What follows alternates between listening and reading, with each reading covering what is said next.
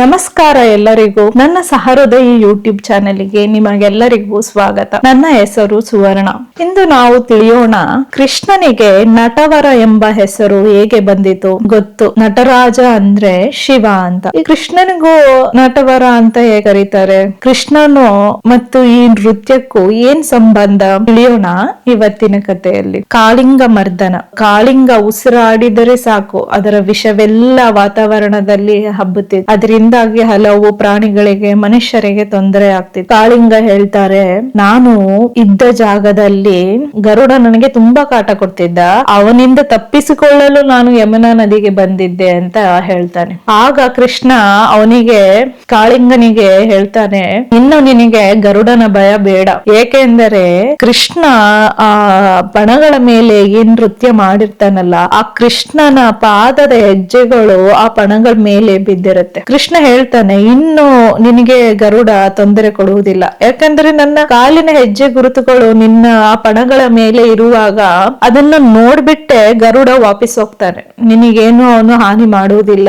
ನೀನ್ ಈ ಯಮುನಾ ನದಿಯನ್ನು ಬಿಟ್ಟು ಬೇರೆ ಕಡೆ ಹೋಗು ಅಂತ ಹೇಳ್ತಾರೆ. ಅವನ ನೃತ್ಯ ಅಷ್ಟು ಭವ್ಯವಾಗಿ ದಿವ್ಯವಾಗಿತ್ತು. ಎಲ್ಲರೂ ಏನಿದು ಸಣ್ಣ ಕೃಷ್ಣ ಬಾಲಕ ಹೇಗೆ ಅಂತ ವಿಷಸರ್ಪ ನೋಡಿದ್ರೇನೆ ಭಯ ಆಗುವಂತದ್ದು, ಅಂತದ್ರ ಮೇಲೆ ಅವನು ಹೀಗೆ ಈಸಿಯಾಗಿ ಡ್ಯಾನ್ಸ್ ಮಾಡ್ತಿರ್ತಾನೆ.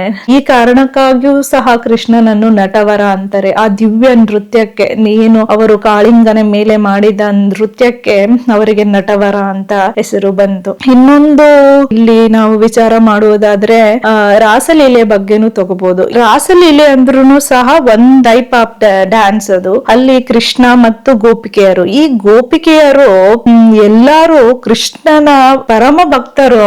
ಅವರಲ್ಲಿ ಕೃಷ್ಣ ಬೇರೆ ಗೋಪಿಯರು ಬೇರೆ ಅಂತಾನೂ ಅನ್ನಕ್ ಆಗಲ್ಲ ಅಂತ ಹೇಳ್ತಾರೆ.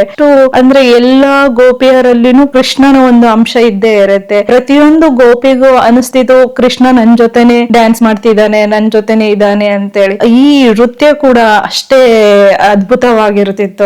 ಅವರೆಲ್ಲ ತಮ್ಮ ತಮನವನ್ನು ಮರೆತು ಅಲ್ಲಿ ಕೃಷ್ಣನಲ್ಲಿ ಬಂದು ನೃತ್ಯ ಮಾಡ್ತಿದ್ರು. ಈ ನಟವರ ಎಂಬ ಪದವು ಹಲವಾರು ಭಜನೆ ಗೀತೆಗಳಲ್ಲಿ ನಾವು ಕೇಳಬಹುದು. ಆಮೇಲೆ ಭಾಗವತ ಪುರಾಣದಲ್ಲಿಯೂ ಕೂಡ ಬರ್ಹ ಪೀಡಂ ನಟವರ ವಾಪೂಹ ಕರ್ಣಯೋಹ ಕರ್ಣೀಕಾರಂ ಈ ಸಾಲನ್ನು ನಾವು ಕೇಳಿದ್ದೇವೆ. ಈ ಕತೆ ನಿಮಗೆ ಇಷ್ಟವಾಗಿದೆ ಎಂದು ಭಾವಿಸುತ್ತೇನೆ. ಮತ್ತೊಂದು ಕಥೆಯೊಂದಿಗೆ ಸಿಗೋಣ. ಅಲ್ಲಿಯವರೆಗೂ ನಮಸ್ತೆ.